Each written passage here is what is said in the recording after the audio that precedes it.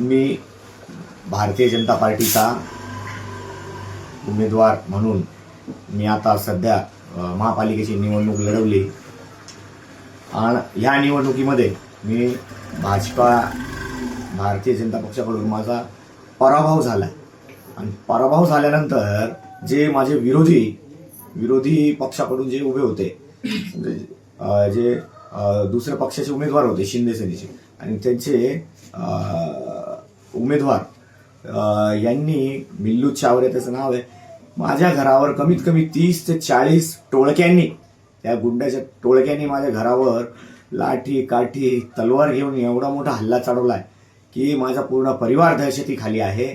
आणि मी आपल्या चॅनलच्या माध्यमातून, आपल्या न्यूजच्या माध्यमातून मी CP साहेब व देवेंद्रजी फडणवीस साहेब यांना नम्र विनंती करतो की अशा गुंडांना, अशा टोळक्यांना योग्य ती कडक शिक्षा होऊन त्याच्यावर योग्य ती कारवाई करण्याची मी अशी मागणी करत आहे.